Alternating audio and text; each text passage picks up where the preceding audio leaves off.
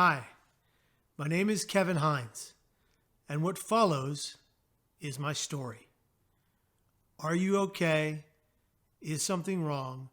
Or can I help you? Were quite literally the only words I desperately needed to hear the day I found myself standing atop the Golden Gate Bridge walkway, believing beyond a shadow of a doubt that I had not one other course of action to take, but to die by these two hands from lethal emotional pain. I believed I was worthless. I felt I had no value. I thought I deserved to die, and I truly believed that my family and friends hated me and wanted me gone. But on all four of those accounts, I was wrong. My family loved me, my friends cared for me, and I deserved this life until my natural end. I was 19 when I attempted to take my life off the Golden Gate Bridge. An attempt that is 98% fatal. 98% of those who jump off the Golden Gate Bridge never again get to tell their stories. They're gone forever. Their families never get to hold them in a warm embrace, never get to wish them another happy birthday, never get to celebrate their life. I was devastatingly depressed. I was going from manic highs and crashing into this dark abyss of depression and pain. Once you go up, you must come down. I was dealing with all of this while having paranoid delusions, hallucinations, seeing and hearing things that nobody else could see or hear, but believing them to be real, fact. My manic highs were absolutely bananas. I would believe I could do things that were impossible or implausible or not most likely. As a matter of fact, during one manic high, a natural euphoric high caused not by recreational drugs, but caused by the misaligned chemistry in one's brain. During one manic high, I began to canvass my neighborhood, searching for people who would vote for me, canvassing for votes. For what, you ask? Only the presidency of these United States of America. I believed at 17 years of age that I could run for president and win because my mind told me it was possible.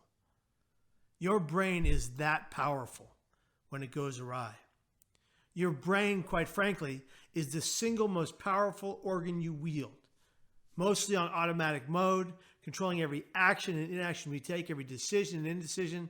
For lack of a better term, if your brain is malfunctioning, there goes the rest of you. And you better believe my brain was malfunctioning. But where did it all start? Did it start at 17? No.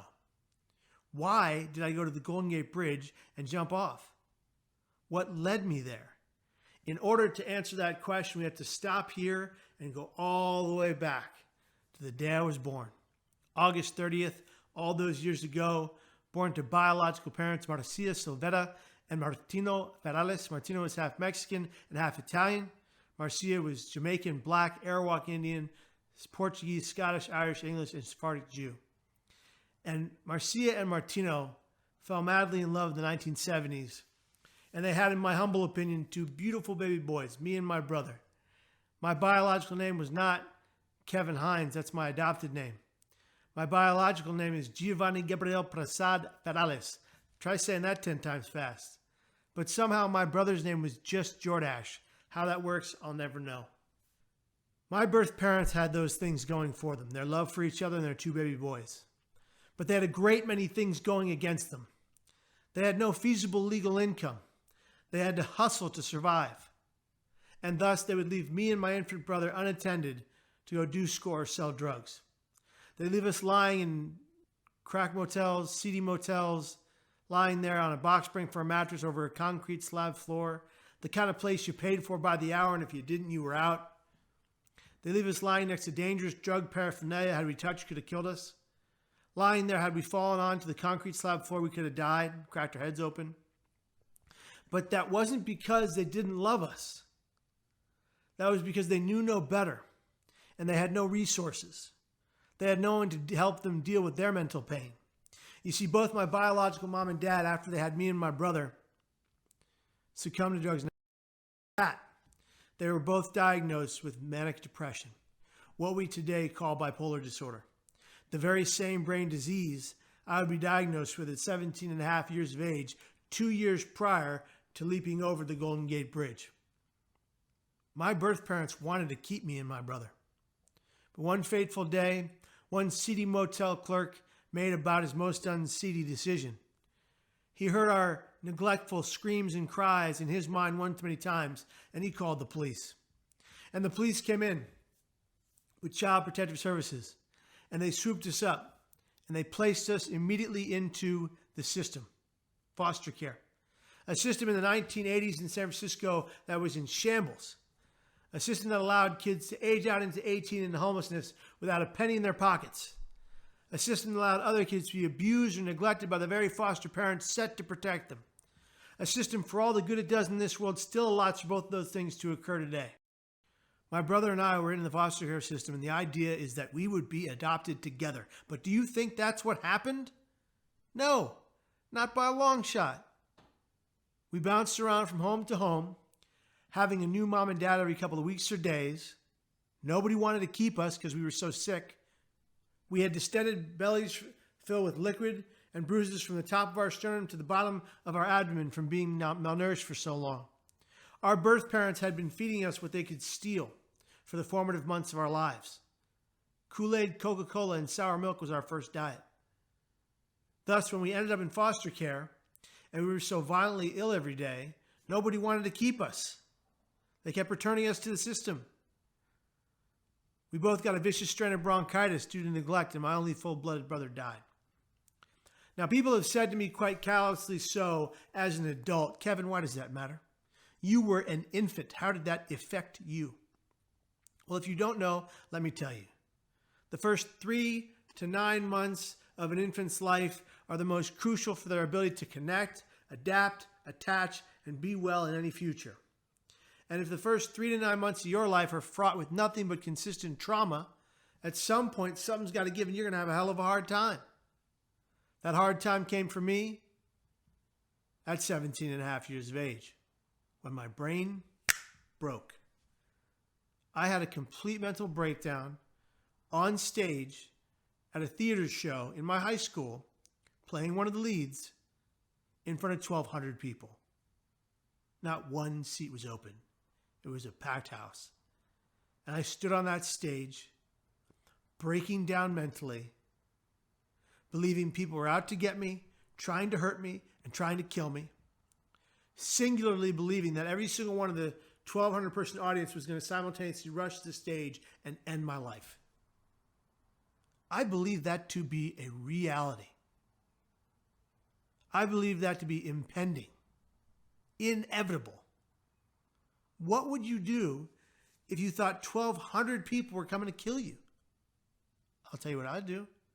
I ran. I ran off stage. I ran to the lobby where I was met there with by Mr. John Fennell. John Fennell was the theater director. He was a failed actor, turned high school thespian director, but he was the greatest teacher us kids would ever have. And he was a great man with a heart of gold. He was a tough SOB, but he was a good dude. He cared a lot about his students. John Fennell, he had this charcoal gray haircut, this box haircut from like 1987, but his mustache was from 1962. Somehow he made it work. John Fennell was my hero. He was my mentor. He was my friend. He was like a second father figure to me. He also had substance use disorder, just like my biological parents before me. It followed me in the sense that he was a primary alcoholic. And parents would bring him his favorite alcohol or booze during the shows. And he would get drunk beyond belief. He would sit in the very back row, in the very last seat to the left, and get completely inebriated. He couldn't stand to watch his shows sober, even though the critics that came from colleges all over the country said that John Fennell produced high school shows that seemed like they were professional. That was his biggest critique, a compliment, but he couldn't take it. Sadly, John Fennell would be the first person of 10 people in my life I would lose to suicide. that I truly cared about. That's 10 too many. One is one too many. Coming up on the anniversary of the 10th person's death pretty soon. And I think about the people that I lost to suicide every day. Every day I hold space for each and every one of them in my mind. And I'm thankful for the time I got with them. I'm grateful for the good times. And I see those memories in my head, in the back of my brain. So I never forget the good times. That's important to do when you've lost someone to suicide. One of the things I like to do is celebrate their birthdays with cake and candle and everything, and only recount the good times. We're only allowed to smile about the good they did in this world and to think fondly of them and often. After I broke down on that stage, though, it was a rough road. I would skyrocket into manic euphoric natural highs and crash into these dark abysses of pain and depression every week. From 17 to 18 years of age, I had it so rough. At 18 years of age, on my 18th birthday, my mom kicked me out. She said, "Kick rocks and call your father. You're not welcome here anymore." She had her other 2 kids to take care of. You're talking about the most optimistic woman on the face of the planet who lost her optimism for me. And I don't blame her. I think it had something to do with all the holes I punched in all of her drywalls. I don't blame her one bit. She had to do it. I went to go live with my father at 18. And all we did was clash. Fighting matches, screaming matches, yelling matches, tooth and nail, just screaming and yelling. The police should have been called. We could not get along. I didn't understand him and his stern ways, and he didn't understand me and my mental illness. He wanted me to get over it, snap out of it, move on, pull yourself up by your bootstraps. And I didn't know this at the time until I went to therapy with my dad years later. But he had a rough childhood too. His mom and dad had primary alcoholism. They would die of liver cirrhosis, liver failure at very young ages, 49 and 54. He would be left with about $17 in his pocket to make his way in the world. And he would go on to become one of the most prominent San Francisco bankers of his time, all through hard work. He paid his way through the end of high school because he had to. They would allow him off hours to go do so. He paid his way through college because he had to. He earned everything he ever did the hard way. He always said to me, "Kevin, hard work, because nothing good ever came without it." But going to live with him was tough. We just didn't get along. But what happened next was not his fault. It wasn't his fault. It wasn't my mom's fault. It wasn't any of my friends' fault. It wasn't even my fault that I jumped off the Golden Gate Bridge. Try figuring that out for a little while. People who die by suicide are not selfish. People who attempt suicide are not selfish. They're living in so much lethal emotional pain, they cannot bear it any longer, and all they want is for that pain to stop. Let me ask you a question. I want you all to answer aloud where you are. When you find yourselves in excruciating physical pain, what do you want that pain to do? I'm imagining each of you said one of the 3 following things: stop, go away, or end. That's physical pain. I argue that brain pain is at the very least 300,000 times worse than any physical pain you've ever experienced or will ever experience. Trust me, I know, I've been there. Physical pain never came close for me to the enemy I battle within. And I have experienced excruciating physical pain, and you know that. It never once touched the enemy I battle within. On September 24th of the year 2000, I couldn't bear the pain any longer. I needed to plan a way out. I wish I had had the strength to tell my father what I was thinking. He would have saved me. I wish I had had the strength to tell anyone what I was thinking. They would have kept me from jumping off the Golden Gate Bridge.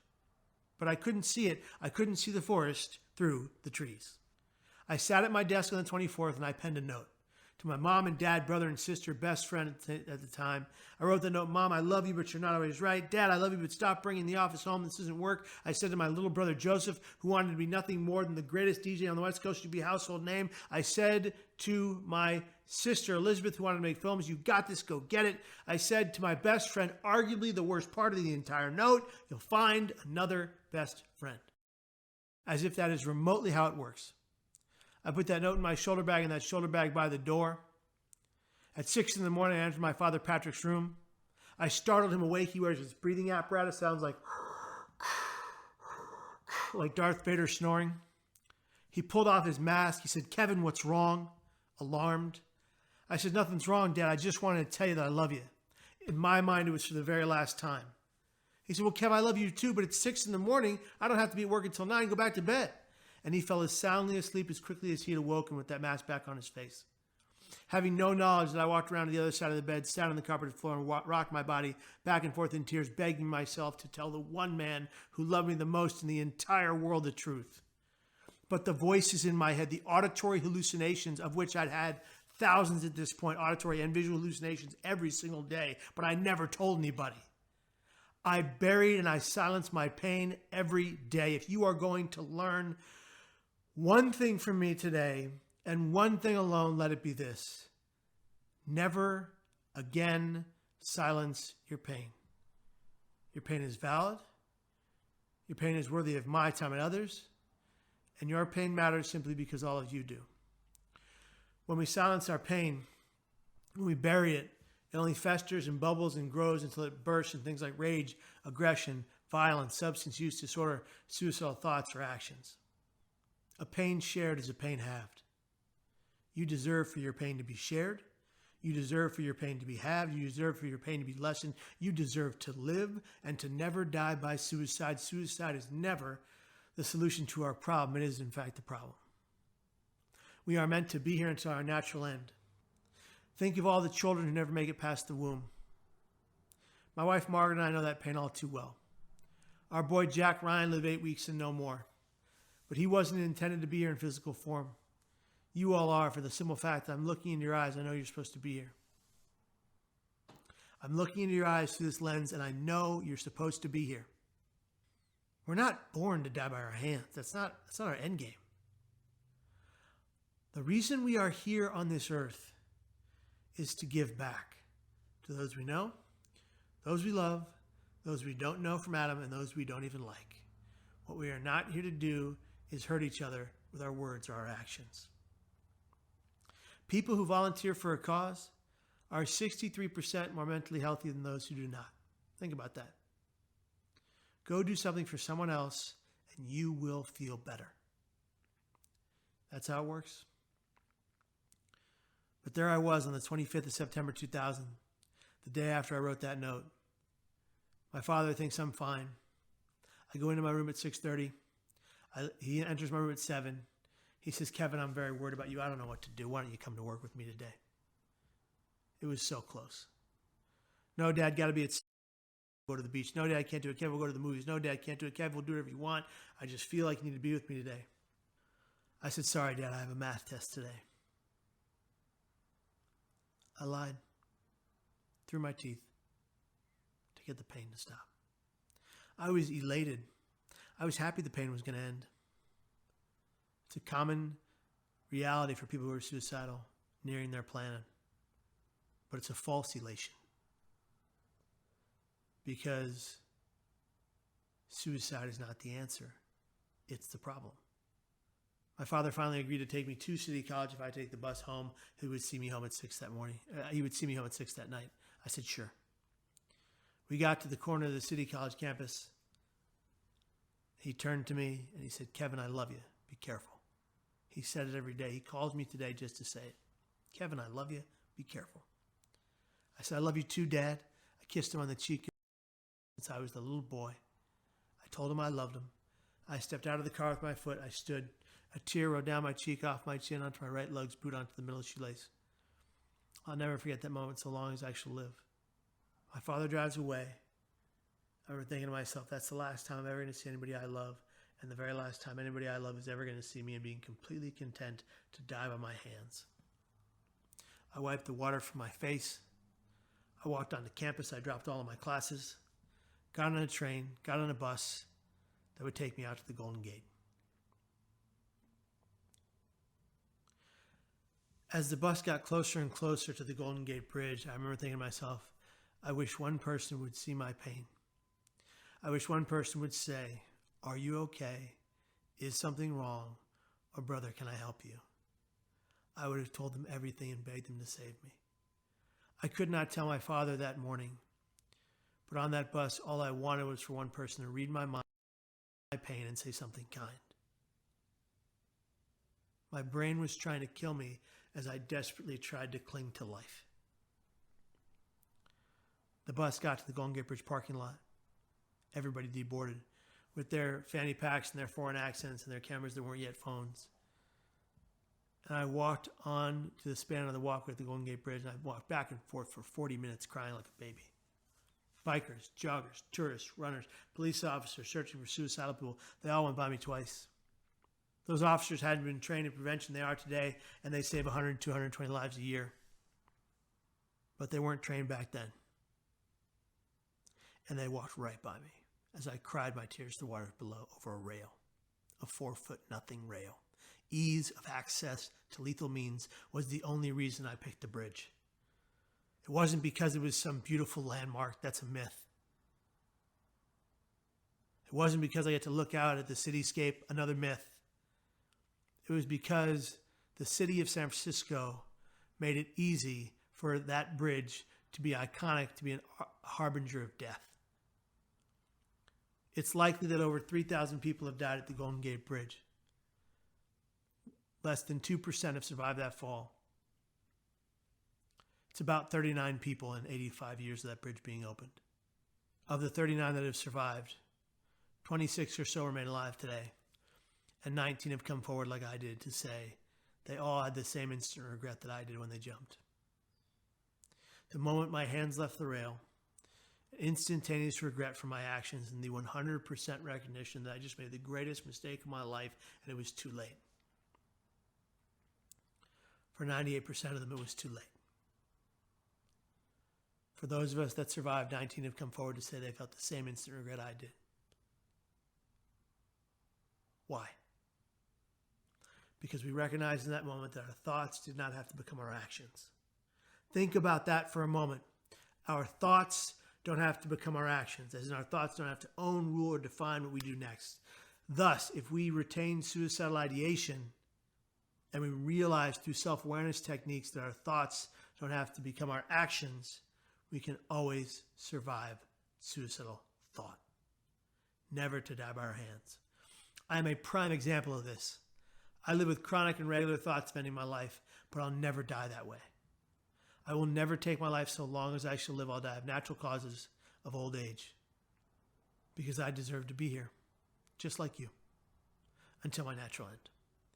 Because this life is the greatest gift we've ever been given or will ever be given, next to faith. And if you don't have faith in God, have faith in yourself. Have faith in the human spirit and the human condition. Have faith in your ability to fight pain and survive it.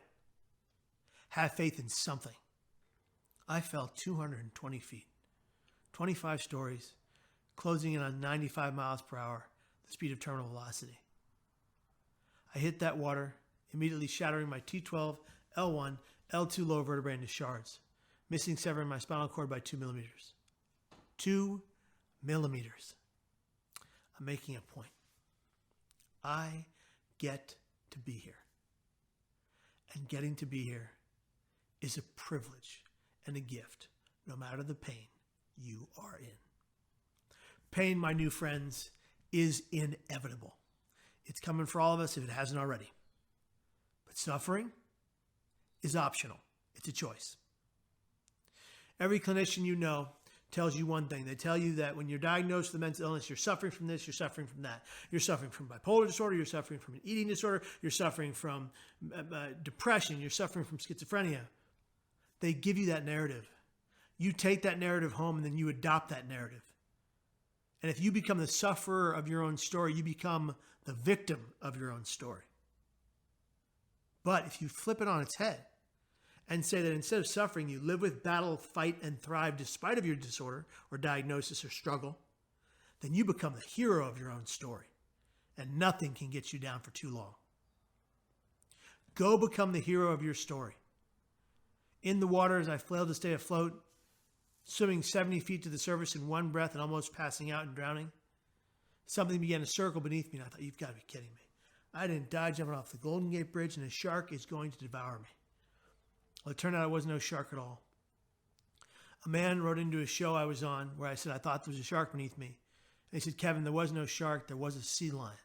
And the people above looking down to the water is believed to be keeping your body afloat, circling beneath you, keeping your body afloat until the Coast Guard boat arrived behind you. That's my miracle. That's why I get to be here. Because a sea lion, a mammal, not like a human, saved my life. There's certainly a language barrier there, but that sea lion knew exactly what to do to keep me afloat until I was saved. And I'm grateful for every millisecond I get to walk this green earth past the day I should have died on September 25th of the year 2000. 20 years now, living with suicidal thoughts, but I've never again attempted because I practice what I preach. I work tirelessly for my mental health and my brain well-being. My life is a gift. I cherish it always, and I'm grateful for all of you watching right now. I know I don't know you. I know I don't get to physically meet you, but I want you to know that I genuinely care about you. Why? Because I care about every human being that walks this beautiful planet. I care about every human being, and I hold empathy for all of you, whatever you're going through, whatever you've been through. Please fight to stay here. Please fight to be here tomorrow and every single day after that. I'm going to end this part of the presentation with a quote that means the world to me. Yesterday is history. Tomorrow is a mystery. Today is a gift. That is why they call it the present. Yesterday is history. Tomorrow is a mystery. Today is our gift. Let us always and forever cherish this day and every waking moment of this gorgeous gift we all get to call life. And now, on to what I call the art of wellness, a 10-step guide to better brain, mind, behavioral, mental health, and well-being. This is a guide for you to take control of your life. TAOW, the art of wellness. The art of wellness is the technique I utilize to stay better brain, mind, behavioral, mental, spiritual, and physically well. It's something that I developed years ago and created my own personal mental health emergency plan. Let's break it down. Let's start with step 1 of 10, therapy. Therapy can mean anything to anyone in the sense that, for me, therapy is multifaceted. I use talk therapy or teletherapy, breathing therapy and breathwork therapy. I use blue wave lightbox technology therapy, cognitive behavioral therapy, dialectical behavioral therapy, and so many other forms of therapy, including music therapy and art therapy. So when you find the right therapy for you, enact it into your life and your world, and make it part of your regular routine for better wellness. I use therapy in all its multiple forms because I searched out and found reputable, proven forms of treatment and therapy that help me. Nutrition. Proper nutrition is a key to your mental well-being. Your gut to brain health is so very crucial. Your gut biomes are directly connected to your brain chemistry. So when you eat foods that are hard to digest, that are not nutritious, that are lacking in good minerals and nutrients, and that are processed foods from boxes and plastic bags, you're damaging not only your gut and your gut's membranes, but you're damaging your brain cells at the cellular level. And so eating a balanced, nutritious meal that is high in nutrients and minerals and vitamins, B, C, D, and E, high in phytochemicals and flavonoids, high in things like omega-6 and omega-3 fatty acids. All of these things can help you with a well-balanced meals every day to stay in the realm of proper nutrition. When you eat poorly, you can deal with things like mental aggression, fatigue, sleep issues, cognitive function decline. Eating poorly damages your brain. That's to put it bluntly. Proper nutrition is key for your mental health. And it's hard for everyone to be able to eat properly when we live in America where there are food deserts, places in America in low-income areas that don't get the same services that high-income areas get. So I'm not saying it's easier or if there's always a solution to this problem, but do the best you can to eat proper nutritious foods to feed your body, to feed your mind. Let's talk about exercise. Exercising 23 minutes a day of rigorous exercise leads to 12 hours of better brain health. 23 minutes of rigorous exercise leads to 12 hours of better mood. Who doesn't want that? If you're physically capable, get down in your body and get to work. 23 minutes of rigorous exercise twice a day, 24 hours of better mood. Who doesn't want that? We all do. I often exercise twice a day to feel that brain boost, that endorphin spike, that dopamine hit, and reducing my cortisol levels or what's called my stress hormone. I do this to stabilize mentally. It helps keep me sane every day. When I don't exercise, I don't feel well at all. And so I do it as often as I can to feed that body. I call it sanity over vanity. It's not about what you look like on the outside. It's about how you feel on the inside. Now, during this COVID pandemic, I gained about 40 pounds, eating poorly. I'm just going to be frank with you. I went off my routine, and it really took me some time, but I'm back on it. I'm exercising 3 to 5 days a week, every week. I'm feeling so much better. I'm eating better foods, and I'm getting back into the lean place I want to be. Let's talk about sleep. Sleep is such a crucial part of the 10-step plan to the art of wellness. A lack of sleep and a lack of sleep function also causes things like cognitive decline, memory loss, debilitating issues with your mental capacity. I know from personal experience. I have lived with insomnia on multiple occasions in my life. Actually, as recently as 2 years ago, let me tell you a story. So two and a half years ago now, I developed second-degree burns from the bottom of my feet to the top of my head, bloody blisters throughout my entire body, and nobody knew why. It turns out one of my medications had poisoned my organs. I was on what's called the tipping point of Stevens-Johnson syndrome. That's when your insides boil outside of you. I was near death. The doctors took me off of all psychotropic medications in one day. I had a complete 48-hour withdrawal-based psychosis. It was awful. I saw things you couldn't imagine. I saw the answers to the universe. We'll stop there. And in that timeline of a 30-week period of feeling like knives and needles were coming from my bones through my skin across my entire body, the most excruciating pain I'd ever experienced, I could not sleep. Of course, being in that much pain all day long, you couldn't sleep at all, not a wink. And I developed 5 sleep disorders simultaneously: parasomnia, sleep apnea, insomnia, sleep paralysis, and narcolepsy. I would fall asleep while in the middle of a conversation with anyone. I was so ill and so mentally unstable. Because I wasn't sleeping every day, I was having hallucinations all day long. Sleep leads to not sleeping leads to psychosis all by itself. Couple that with my diagnosis, bipolar disorder type 1 with psychotic features, I was in a world of trouble. I had to find a way back to better sleep function. So I did what I did back when I had insomnia in my third psych ward stay of 9. I went back to my old habits. I've got my old music therapy. 20 minutes before I would go to bed, I would listen to whale, ocean, and rainforest noises and music proven to alter brainwaves and sleep patterns. My circadian rhythm got back intact. I was once again sleeping. I was once again on the right meds. I was feeling so much better and so much safer. Sleep is crucial for your mental well-being. If you're not getting enough sleep, you need to find out how to. Let's talk about education. Education is a two-parter. Education for yourself, education for those who love you, care for you, empathize with you, or know you, or are your colleagues. Education for yourself is about reading every book you can on the diagnosis you've been given, if you've been given a diagnosis at all. I educate myself as to my diagnosis, as to suicide prevention, mental health law. I read up on these things every day so I can stay up to the minute information on these topics. I love the book Bipolar for Dummies. It's like my second Bible. It's amazing.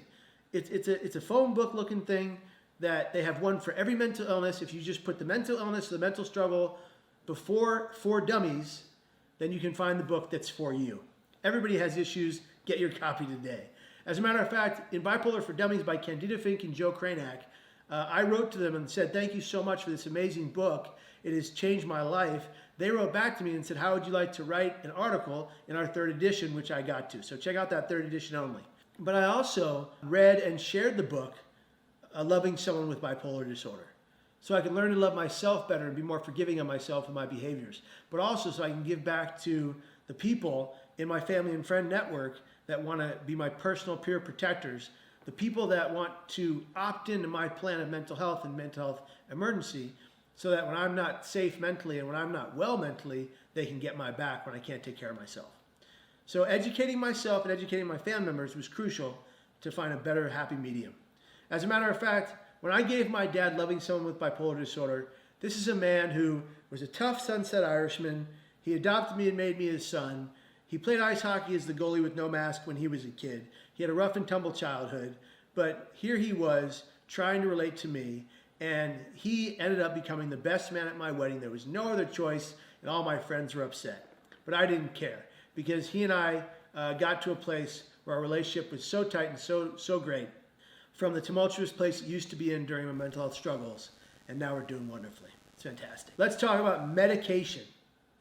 Medication is crucial for some people, but not for all. It's not the end-all be-all. It's not the cure. It's something that helps some people and not everybody. Medication I take every day with 100% accuracy at the same time every day without fail, and I never go off my meds without telling anybody. I've done this many times in the past, but I'm never doing it again. Every time I've gone off my meds without telling anybody, because I think, oh, I'm doing better now and I'm cured, which is what your brain tells you when you feel that way, I went right back into a psych ward. So no more of that. I'm being very strict with my meds, very calculative, very focused, and I recommend you do the same if you're on meds. Please don't go off medications abruptly without telling a doctor. You can titrate down appropriately so it doesn't go out of your system and make you all wonky inside and having things like hallucinations and terrible effects from going off too fast. Medication can help some of us, not all of us, and finding the right medication, I can be very frank with you, is and can be very hard, and it can take a long period of time. I have lived with the diagnosis of bipolar type 1 with psychotic features since I was 17 and a half years of age. I'm now 39, so I'm dating myself, but that's okay. I've lived with bipolar disorder type 1 with psychotic features since I was 17 and a half, and I can tell you that looking at it now, I'm grateful for the meds I'm on today, but it's been a long and arduous journey to get here. Let's talk about meditation. Meditation is something that can literally benefit all of us. Look at the U.S. Marine Corps. A great many bases are now doing meditation base-wide, which is having a tremendous effect on lowering rates of depression, lowering rates of suicidal ideation, increasing alertness and well-being, and they're having a great effect. People use meditation to center themselves, to calm themselves, to bring their bodies and minds to a complete siloed state. I utilize breathing techniques called resonance breathing, along with meditation and mindfulness techniques to stabilize my mental stability. I wake up in the morning, and before I check my phone, before I check Instagram or any social media or my phone calls or my emails, the first thing I do is do 30 resonance breaths. In through the nose 4 seconds, hold for 4 seconds, out through pursed lips like a whistle but no sound for 8 seconds. I do that 30 times. In the morning, in the afternoon, and in the evening before I eat. I do them all because they help me stay stable. And while I'm doing that, I'm seated alone in my own space. It's my quiet time, and I bring myself to a complete and total cool and collected calm, and I make myself feel so much better. and waking up like that is a blessing and a gift. And when I find myself in a panic attack, which I get panic attacks, an anxiety attack, which I have, a stress issue, I always try to remind myself to get my Calm app out or my Headspace app and do some meditative breathing. It has helped me every single time. There's never been one instance where I've meditated where I said that didn't help me. Never once, because it always balances me out. What this does, active breathing like this, resonance breathing, what it does is it lowers your heart rate, your blood sugar, your blood pressure, quells a panic attack, an anxiety attack, or an adrenaline rush. It's quite frankly amazing. It can do so much for you and your heart health and your well-being. So meditate today. I highly recommend it. Let's go on to advocacy. This is another two-parter, one of my favorites. Advocacy. What does it mean to advocate for yourself and to advocate for others? Self-advocacy versus legislative advocacy in the mental health field, the mental health space. Self-advocacy is, what does that mean? It means communicating. It means opening up. It means being honest about your pain and what you're going through. It means knowing your clinicians and your physicians and carrying a list with you of what you need to tell them. It means knowing the side effects of your medication, how they affect you and what they're doing to you, and what you need to tell your doctor the next time you see them when you're going through a hard time. Self-advocacy means working really hard to be your best voice, being vocal in your pain and not being silent in your pain so you can defeat your pain. You see, if you're going to learn one thing from me today and one thing alone, I've said this before, I'll say it again. Never again silence your pain. Your pain is valid, your pain is worthy, your pain matters because you do. So advocating for yourself is like unsilencing that pain, unburdening yourself and telling your truth so you can survive it at any cost. That's self-advocacy. Legislative advocacy, let me give you a prime example, is going out and doing work in the public sector to give back to your community in a way that tells your story, volunteers for a cause, volunteering for a cause outside of yourself. People who volunteer for a cause outside of themselves are 63% more mentally healthy than those that don't. That's a fun tip you didn't know. And legislative or public policy advocacy is so important. And we have Hill Day every year on Capitol Hill, well, pre-COVID, of course, and again, post-COVID, it'll happen too. Hill Day is the mental health day where mental health legislators from all around the country go to Hill Day and advocate for different mental health bills and laws on the platform. And so I will give you a prime example of legislative advocacy that worked really, really well. My father founded the Bridge Rail Foundation in 2006 after the film The Bridge came out by Eric Steele, a film that portrayed the deaths at the Golden Gate Bridge and why no one was doing anything about it. Paul Muller, Dave Hall, and Patrick Hines got together with a woman named Alexis Durat St. James, who funded the initial founding of the Bridge Rail Foundation. And they got together and they decided, we're going to fight to raise a net at the Golden Gate Bridge, and we're not going to stop fighting until it happens.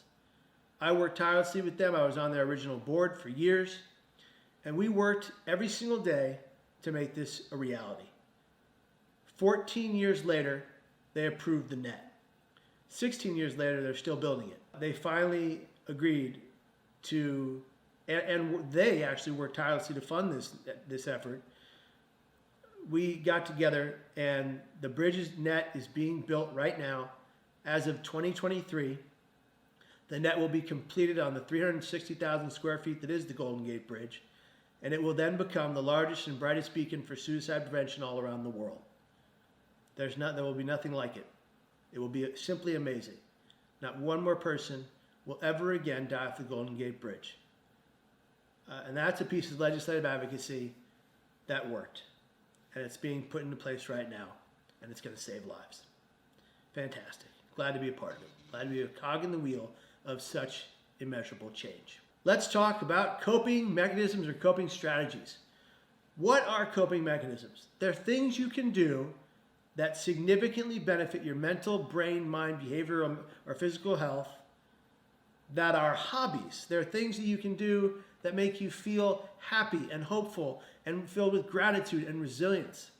There are things like grounding techniques, socializing with family and friends. I know we can't physically be with our family right now, but we can FaceTime them or Facebook phone call them or Zoom call them or Microsoft Teams or whatever you want to call it. As long as you're looking at them on the screen and you can have a conversation with them and tell them how much you love them and they can repeat the same to you so you feel that connection. It's actually been proven to be more connecting than a phone call. So definitely get involved with reaching out like that. Coping mechanisms can include things like team sports, exercising. They can include things like creating, drawing, writing, building, furniture, whatever you want to do.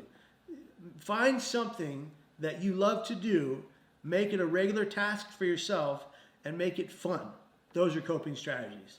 They keep you well informed, keep you well guided, and they keep you well rounded. And let's go to the 10th step, the final step in the 10-step plan. The plan, the art of wellness. Here's the plan. Your mental health emergency plan is so crucial. Having your family and your friends and your personal peer protectors opt into your emergency plan so when you can't take care of yourself, they've got your back. What does this mean? This means that they all have a release form signed by them and to your doctor to be privy to your treatment when you're feeling well, so that when you're unwell, they can get your back when you're not doing the best you can. And because if you're thinking of suicide and you're not talking about it, they can literally call your doctor and say, "Hey, I'm worried about Kevin, and I don't know what to do. How was he in his last session?" And the doctor, because you can usurp HIPAA privacy laws, they've signed the release form to say that you can be in concert with them, can say, "You know, he wasn't doing well. I think he may be suicidal, and I think we need to get him some help right away." And that's actually been something that has helped me stay alive with my suicidal ideations, is the fact that I gave release forms through my family so that my mental health emergency plan could be enacted. And so you want to have all the contact information of your doctors, your personal protectors that you opt in, and have them be in concert with one another. And you want to consider who you want to be opted into that plan. But it can be any number of people you can think of that you can imagine. Plan also includes your symptoms and triggers, what upsets you, what pills you're on, have you stopped taking them abruptly. It includes your story so you don't have to repeat it to any doctor you might have to see. And it includes connecting all of the peer protectors into one call group or group chat so that when you're struggling, they know how to get to you. Guys, that's the plan. This is the art of wellness. I wanted to help you. Take it. It's yours. Run with it and use it to change your life. People as far as Peru, Africa, China, and Japan, and all across America, thousands of people, in fact, have said that this plan dramatically improved their mental and behavioral health. I wanted to improve yours. Thanks for listening. My name is Kevin Hines. And 16 years ago, I jumped off of that bridge. If I can go back and tell my younger self anything, it would be that it gets better with a great deal of hard work. I would tell my younger self that today is not tomorrow. And just because you're going through pain now, it doesn't mean this is going to be the rest of your life. And with a great deal of new routine, exercise, eating healthy, and educating yourself as to bipolar disorder, you get to that future you deserve. The future that sees you marrying the woman of your dreams, having the dog that you loved for so long, and living the life that you always wanted to, filled with hope, pure passion, and love for everything around you. So stay, please, be here tomorrow. And when you're feeling suicidal, tell your younger self that it's going to be all right, and you're going to get there, and you're going to live a life with passion, drive, and beauty that you never expected. I've often thought about what I would tell my younger self before I got to that bridge. In the year 2000, I attempted to take my life there by jumping off of the bridge and nearly dying in the waters below. I would tell my younger self that with a great deal of hard work, it does get better. I would tell my younger self, and I would tell the teachers I had in high school who thought I was on drugs because of my mental illness, that wasn't the case. I was just having a lot of brain pain. I would tell my younger self that with a great deal of effort, time, regimen, and work to dedicate yourself to your mental health, to your brain and behavioral health, you can find that life not only to survive, but you will thrive. You have a beautiful life. The story's going to be gorgeous. You just have to keep on keeping on. Yesterday is history, tomorrow is a mystery, but right here, right now, today is a gift. That's why they call it the present. Kung Fu Panda said that. Before he said it, a man named Babatunde Olatunji coined that phrase. We're all here for a reason, and it's not to die by suicide. This is something that anyone can carry with them. And how can this tool, this two-pager, simple, help anyone in the general public, anyone in the military, anyone in law enforcement or in universities, help save a life? Can you break it down? So, Kevin, in the last 30 days, have you wished you were dead or wished you could go to sleep and not wake up? Yes. Okay. Have you actually had thoughts of killing yourself? No. Okay. Have you done anything, started to do anything, or prepared to do anything to end your life, like writing a suicide note? Thankfully, no. Okay. What would have happened if you said, yes, I actually have thoughts of killing myself? Then I would say, have you thought about how you might do this? Have you had these thoughts and had some intention of acting on them? Any intention? If you said yes to, yes, I can't tell you if I'm going to do something about it, I have some intent, or I have a plan, that means I have to make sure you get a further evaluation. And so what it's doing is helping your spouse or your friend know that, you know what, he's still having a suicidal thought, wishing he were dead, but that's not necessarily of imminent risk. So I don't have to worry as much about him. So it's literally a few moments that can help save a life. And what the Columbia is a few questions that help people identify who is actually at risk and then connect them to the care that they need. And it actually has next steps right there on the questions so that people don't have to guess anymore. A policeman doesn't have to hospitalize somebody unnecessarily, and the needles in the haystack that actually need care, the caretaker will know the next steps for them to, have. And for those of us that really fight every day, like you and I do, in how to save lives and avoid this unnecessary loss of life, we know that prevention must be a public health approach. We must bring prevention into the communities. So one of the most important parts of the Columbia is you do not need to be a mental health professional to administer it. So I'm on the, state officials are saying that their parents are using it to save kids' lives. So Kevin, there's a few things, really basic things, kind of like CPR, that we like to tell people that they can do. 5 steps. One is ask the question. If you are concerned about somebody, some people are afraid, I don't want to ask them if they're thinking about suicide because maybe I'm going to plant that idea in their head. No. The research shows that that's not the case. In fact, if you ask somebody, and you can ask it in a way that's, look, Kevin, I know you've been having a lot of hard times recently, and sometimes when people feel that way, they have some pretty dark thoughts and they think about suicide. Do you ever think about that?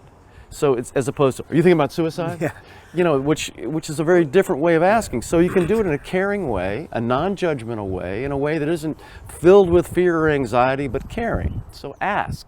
Just ask, because the research says that's not going to put the idea in their head. In fact, if they're thinking about it, it makes them feel relieved. You know how it is. Somebody asks you that, it's like they see you. I can talk to you. Yeah. I can talk to you. And if they're not feeling that way, it's like, no, I'm not feeling that way. The second thing is you should ask, well, if you are thinking about it, if you said yes, I'd say, well, so what are you thinking about doing?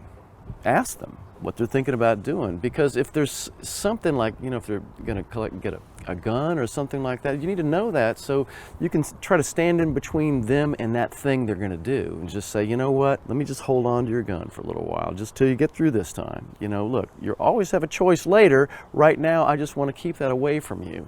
It's just, I care too much about you. I don't want to see any of that happen, so let's just give it some time right now. Let me hold on to it. The third thing is listen. Be there. Non-judgmentally, just listen. You don't have to solve your problem, right? Most of the time your friends aren't saying, I'm going to fix this. Because they know well enough how to help you. They're not going to say, I'm going to make your thoughts go away. I'm going to fix all your problems. I'm just going to be there for you. And that's all you got to do is just listen. I'm sorry you're going through this, man. I just know that you don't have to go through this alone. I'm going to be there with you. And you know what? Friends can do that. Like, therapists can't say to you, Kevin, you're never going to be alone with this. But friends and loved ones can say that. And that's what you want to hear from, like, you're not going to have to be alone. I'm going to be here. I understand. I'm going to take care of you. And here's the next thing. This is what your friends do really well, and that is bring in others. So it's not just your friends, like, okay, it's just us dealing with this. It's going to be, no, we got to get you to your clinic, or we got to call a hotline, or we got to get some professionals, or bring in other family members. So create a circle of support so it's not just the two of you dealing with it alone, right? So that's the thing, is that it's not our little secret. We got to bring in other people to keep this situation safe. So we can then take the next step towards going beyond safety, getting back to a life worth living. And the last thing is following up, baby. You know, because it's like after you get past the crisis, it's not like, all right, check you later, things are good. Right. Yeah, it's like, you know what, Kevin, I'm gonna check in on you. You know, make a little schedule. When's a good time for me to check in with you to see how things are going? Just knowing that your friends are thinking about you after you've been through a crisis makes a big difference. The research is clear on all of this stuff. I mean, all this stuff sounds really simple. It's just human to human. Yeah. And guess what? The research shows this stuff saves lives across the board. I mean, this is what crisis counselors really do, essentially. I've just boiled it down to some just human steps, but that's what it is. If almost every human being can find that true empathy within themselves to go do that for that young lady, or that young man at the train station, or that kid on a bus talking to the guy in his head, we'll be a much better place, John. Yeah. We'll be a much better place. Yeah, and you're helping to be that way. We're all helping. We're all one part of a big team. We just need to realize it. Why is it that working from home is worsening my mental health? So that's a great question, and I want to just be clear that that's happening to many of us throughout the nation. Part of the problem is that there's very little structure that's going on at home. So instead of typically getting in the car and going to work for 8 hours and then coming home and having dinner with the family, now there's really no stoppage of work for us because we can do so much of this virtually. And even when we go and are with our kids late at night, when we go back to our computer, we inevitably start to do more work. And it's really hard to wear all these different hats at once. And I think that's causing a lot of, deterioration of our own kind of mental health. Mm-hmm. So for you, or for me, or for anyone that's going through this, is it best to recognize that you're supposed to be stressed, uncomfortable, this is different, and don't try to make it seem like it's not? So it's important to know that everybody's going through this. Right. One of the things we really want to try to do is to create structure in our family. So having breakfast together, having dinner together, making sure that we're exercising every day at a specific time is really essential. The more structure we can put around ourselves, the better, because we're just following the activity, and that's going to make us feel more secure in what's going on, because this is still a confusing time for all of us. Yeah. Okay, the next one kind of leads into that, and it's a little bit more specific, this text. How do my wife and I keep from going nuts, being that we're together 24/7? Well, I should ask my wife the same question. She's probably getting a little nutty with me, being on top of her. It's again, this situation is novel for everyone, and the important piece is for the family to get together and to have reasonable expectation. For example, with my own spouse, it's important for her to know that I need some time to be alone and we need some time to be together, but it has to be very clear. So I would encourage that person to speak with their spouse and tell them what's going on and make some agreed upon rules so that you can have your own independence. It's important. Next one, everything's being done virtually these days. I've probably been to 2 or 3 virtual birthday parties and Zoom and Skype and all that. Virtual happy hours have become popular. Any other fun ideas for things like that? I think a lot of people are watching movies together on, virtually. I know that Netflix, for example, has a chat option that people are doing. Instead of going out to dinner with couples, you can do it in your living room or in your apartment and try to move the kids, have them watch a movie, and try to have that hour or hour and a half with other couples to connect. Mm-hmm. We don't have to be isolated, and I think it's really important that we do engage in those activities. Next one coming in, and you think how much has changed in the last 20 to 25 years with this text in mind. How can I explain to my husband that therapy isn't bad, but it's actually a healthy thing to do, probably now and certainly after we get through this virus stage? So we know that about 20% of adults have a mental health issue at some point, and that's pretty high, and I would say it's pretty normal. Being a human being is about being social, and it's really important to have other people to connect with and to vent.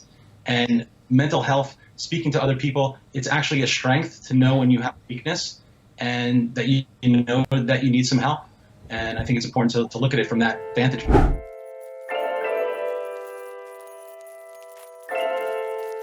Hi, everybody. Welcome back. My name is Kathy Castle, and I work for Channel Marker. I'm the executive director there. We're a community-based behavioral health organization. Thanks for joining us tonight. Just a quick reminder that we do have chat and the Q&A that are open if you'd like to put some questions in there for our panelists. And I'm going to get to it. I'm going to introduce actually Kevin Hines. You've gotten to hear a bit about him over the last hour, and as you can tell, he's very, very devoted and passionate about spreading the message of hope and healing and recovery. And I'm fortunate enough to be able to call Kevin a friend of mine, and I feel very lucky for that. And I would encourage you to learn more about him after today and maybe even join one of our other installments. We still have a few more left. But Kevin's an author and he's a filmmaker. He's a huge advocate. He has a website where he has a YouTube channel, and he offers so many free resources to help people, and he helps people around the globe. And if you've ever gotten a chance to see him or get a chance to see him in person, I would say definitely do it. And know that if you ever want to talk to him, there's a long line because he's got a lot of fans. He helps a lot of people. So use our chat today if you want to talk to him and get a question to him, and we'll pass that along. And now I'm going to introduce Katie Dilley, and Katie's the executive director of Midshare Behavioral Health, and she's going to introduce the other two panelists tonight. Thank you, Kathy, and welcome everyone this evening to our Art of Wellness for our general community members. And I'm honored this evening to have the privilege to welcome and introduce two leaders in behavioral health for the state of Maryland. We have Stephanie Slowly joining us this evening and Kate Fahrenholt. Thank you both for taking time out of your very busy schedules to join us and to join with Kevin this evening in discussion. And as Kathy mentioned, we'd love to have an engaged Q&A and chat. So if you have questions or feedback, or you just have a thought that you'd like to put into the chat, please do so. Just a little background on our special guest this evening. Stephanie Slowly joined the Behavioral Health Administration as the Chief of Staff in July of 2019. Stephanie has previously served as the Deputy Director of the Office of Minority Health and Health Disparities, and she has also served as the Deputy Chief of Programs and Training Capacity for Maryland's AIDS Drug Assistance Program within the Maryland Department of Health. During her tenure at the Maryland Department of Health, Stephanie has enhanced the training capacity and awareness of this program to hundreds of case managers, program directors, and external stakeholders in the state. Stephanie is committed to engagement, training, and enhancement of innovative approaches to address health equity needs throughout the state of Maryland. In her current role, she has been tasked with creating a systematic integration approach to the behavioral health system in Maryland. And Stephanie believes that the work of health equity is one in which everyone must be an active participant. As a social worker, Stephanie spent 10 years in direct care service working in a medical social work capacity setting where she implemented programs, advised policies, and advocated for the needs of the most underserved and vulnerable populations. So welcome, Stephanie. And Kate Fahrenholt is the Executive Director of NAMI Maryland, the National Alliance on Mental Illness for Maryland. More than 30 years ago, NAMI members helped Kate and her parents advocate for her sister with schizophrenia. And shortly thereafter, in 1997, Kate was recruited to be a local and state NAMI board member and soon became the local affiliate executive director. For those of you who know Kate, she is a very strong advocate on issues affecting people with mental illness and their families. She has developed ways to engage and empower these stakeholders in her advocacy and systems improvement to fill gaps in programs and resources. Kate has developed numerous pilot programs nationally and is recognized for her peer-led NAMI signature and emerging programs, including her NAMI support group model and her facilitator training.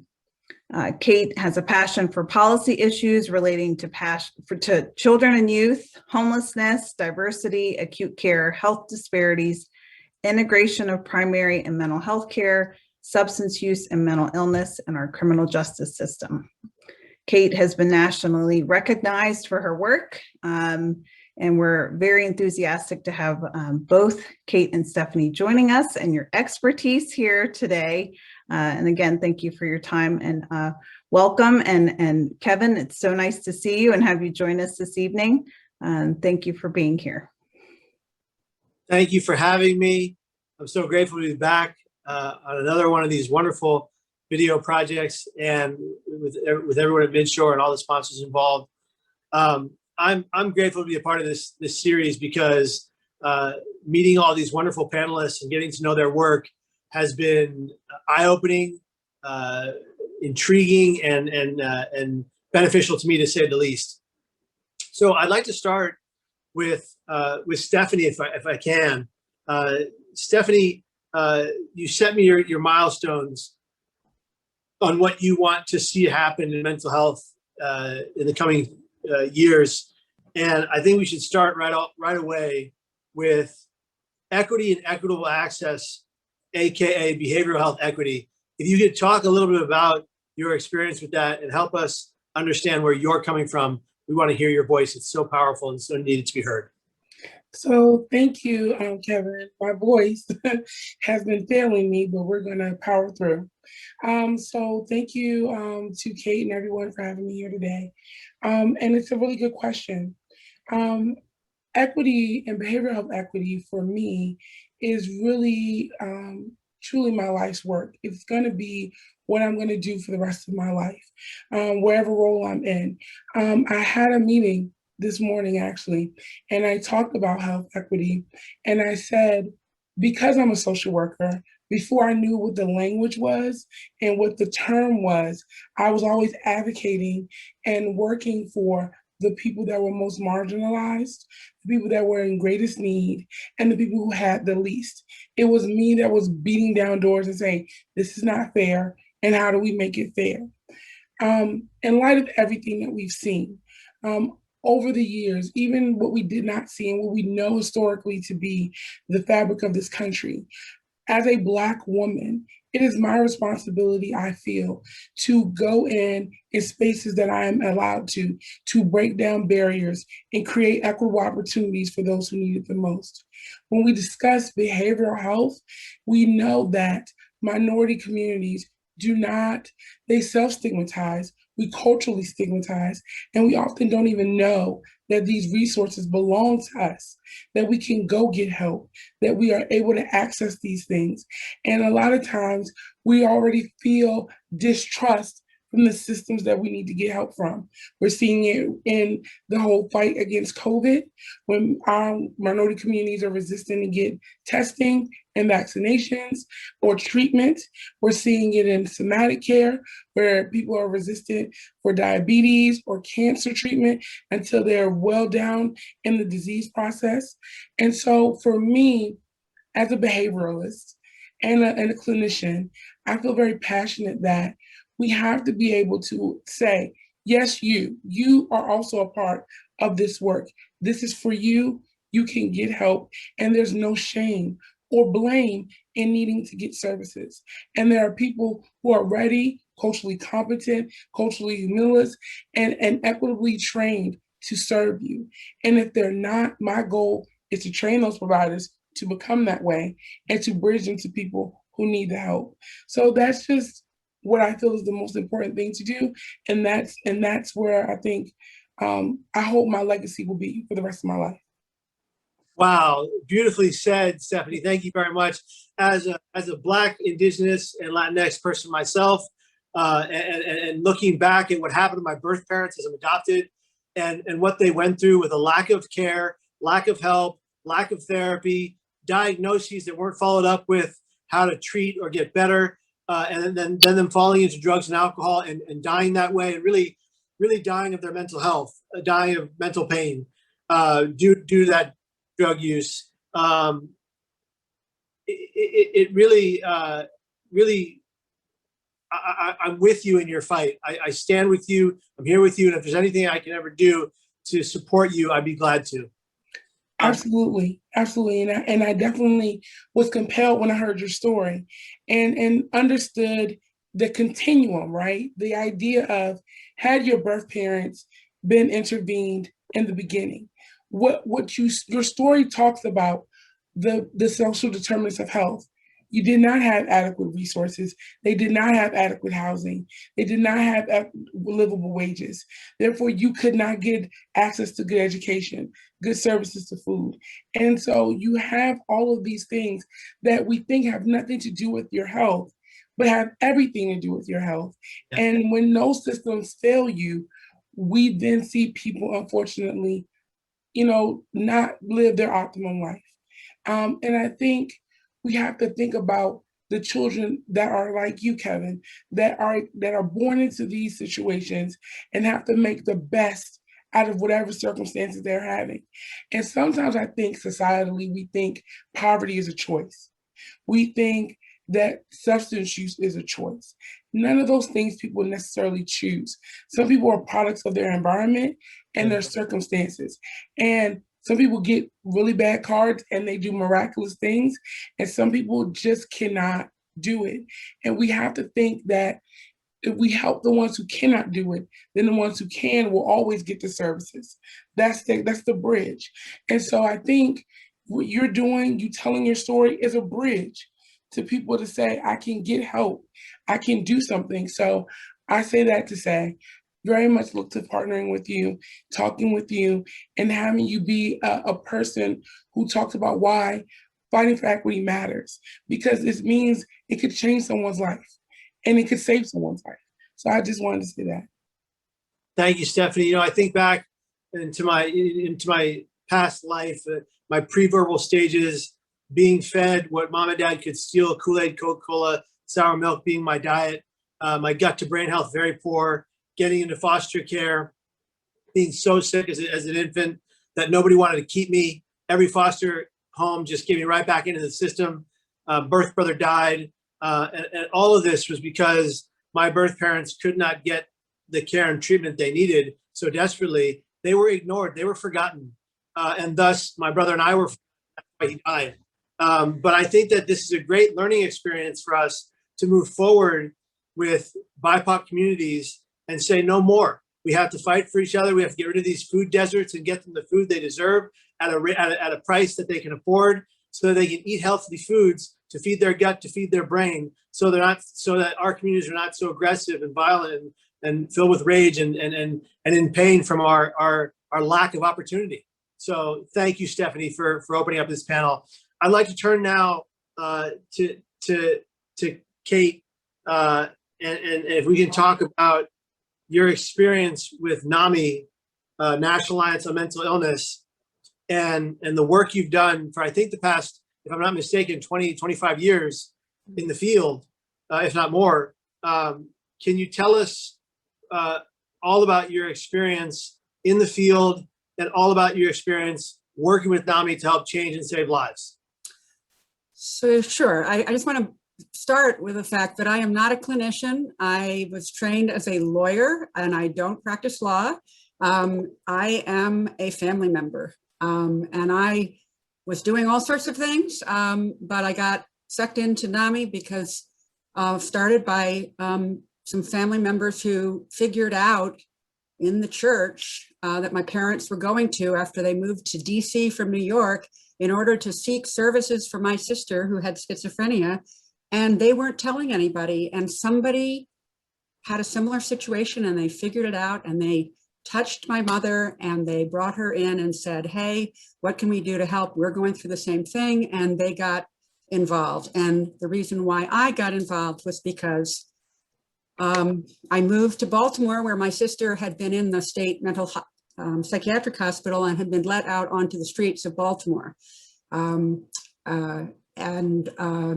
We were looking for her, and I moved to Baltimore. And after a number of years, I got guilted into volunteering for NAMI because it had helped my family. I will be honest, I was a sibling. I cared about my sister. I felt terribly guilty.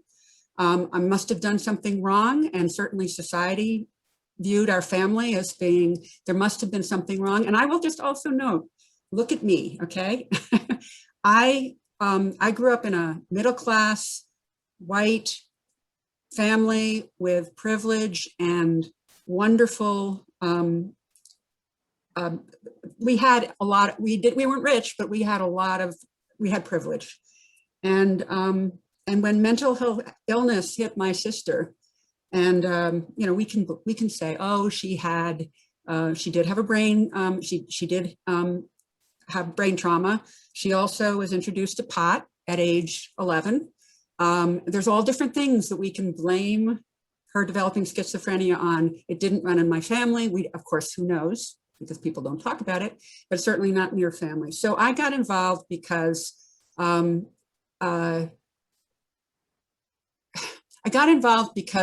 I felt shame and guilt, and I felt like I needed to do something to pay back. And it was also a place, the only place, where I could walk in and I felt that other people would talk to me really, because they knew where I was coming from. But then I got sucked in, and I learned that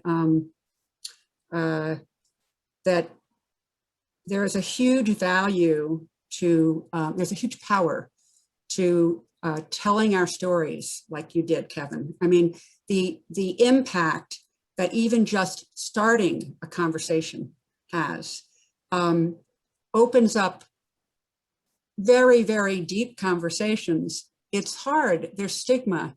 And I live in a nice neighborhood in Baltimore. I've lived here 30 years. People know what I do. I've been in the front, I've been in the paper, right? This is what I do. And there are neighbors, sorry, I hope none of them are listening. There are neighbors who I've known for 15 years. And they will come and take me aside and say, you work with NAMI. I have a personal issue. I have depression, I have bipolar. My family member has this. Could I talk to you? And so I have stuck with NAMI because it gives me purpose. It gives me hope. It gives me something where I feel I can make a difference. And I also see huge amounts of stories of recovery. I work with people who have had terrible hardships and also lived life well, but have dealt with mental illness in different ways. My sister has been ill for a very long time. I am here for her. Her life's journey is not the same as someone now who could have, you know, it was recently diagnosed or even in the last 10 or 15 years. But she's still living a better life because of all the things that all these people on the screen and all these people who are calling in are doing. Yeah, I'm sorry to go on and on, but one of the things that just amazes me is, and I guess I should just have to, having mental health illness happen to oneself or to one's family is hugely traumatic. It's also isolating because of stigma. And being able to transform that trauma into positive action for yourself and for your family and for others is amazing. And that, so that's why I'm still here, even though every couple of years I think maybe I'll go and do something different. I, like Stephanie, will probably be doing this for the rest of my life. And I also wanted to call out Stephanie because she is an amazing, amazing woman. So thank you. And Kevin too. Well, we are so grateful to have both of you on the panel today and to hear your stories and to hear how you've impacted the world around you. I think I'd like to talk to you, Stephanie, for a moment about about system change and integration and helping the helpers. Can you describe what you mean by that and what needs to occur moving forward, in your opinion, in our community? Yes, I think when we talk about system change, I think we need to really, and I think I talked about this later on too, is really look at the impact that we're having on the population and the communities that we serve.